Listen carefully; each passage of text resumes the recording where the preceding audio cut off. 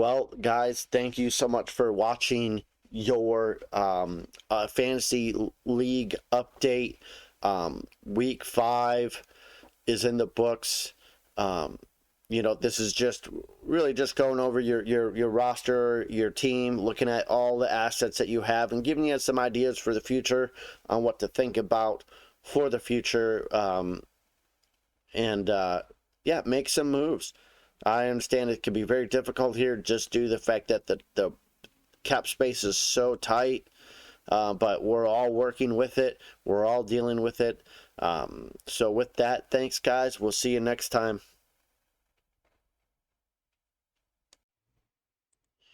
Here we have the Chiefs sitting at 5-3. Let's check out their roster. All right. Kirk Cousins, Rodgers, Tannehill, Watson. Obviously, you're waiting for Watson to come back from suspension.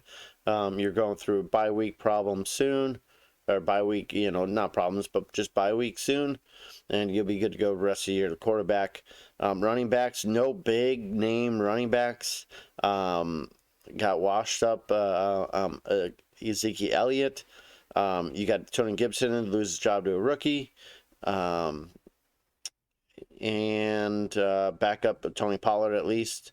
But all of these guys are scoring points. That's the biggest thing, is at least you got guys that are scoring points. I like to see that.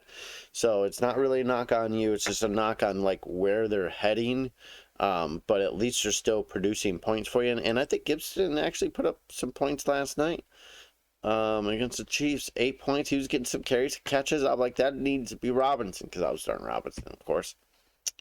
So, running back's good. You got a lot of different options. You're probably playing the roulette though. Who's going to have the better week? Just based upon looking at these points, who's going to have the best week and who's going to get you the most touches and possibilities of scoring the ball. Okay. Moving on down, you got Higgins, Deontay Johnson, Cooper Kupp, good. Darnell Mooney, Moore, Curtis Samuel. Ooh. Debo, I like. Kurt Samuel is produced, but man, I watched that game last night and he didn't look good. He was dropping balls. Even though he's getting the catches or the targets, he just wasn't making catches, man. You got Cooper Kupp, he's getting fed. And then you got a couple guys in the 70s and a few guys 60s. So your points, you're right there. Good reason why you have a good, record.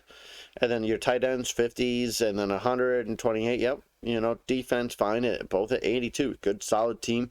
You're producing points across the board. You do have the one standout with the Cooper Kupp, and I'm sure that he's and the Kelsey, Cooper Kupp and Kelsey, and these guys are going to lead your team.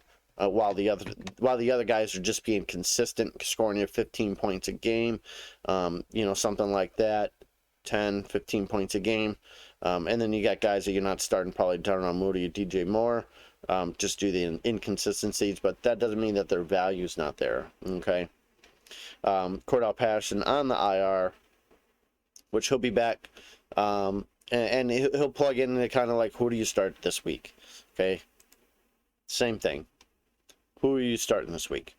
All right, let's check out your draft capital. Looks like you got some draft capital this year. You have the Chiefs. You have the Bills first-round draft pick. And then you got three draft picks in the second round and 2 draft picks in the third round. So you're going to have to find some players to move, players to dump, get rid of, trade away, do something with some of these players to bring in new guys, because obviously contracts aren't expiring right now. So you'll need a little bit more of some play with money movements. $15 million for Travis Kelce. Whew, that's steep.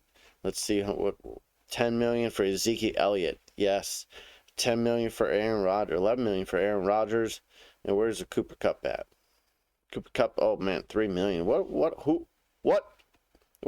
world are we living in when we got Cooper Kupp getting, $2 million? Like, obviously we just didn't know what the F we were doing when we bid.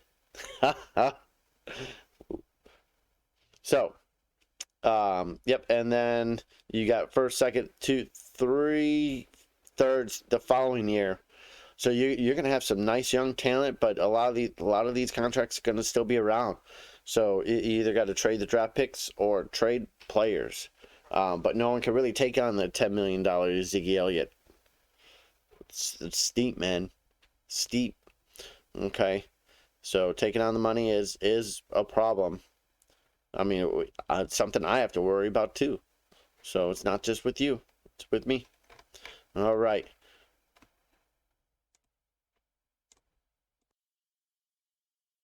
Well, thanks guys for tuning in to this video. If you like the video, please like the video.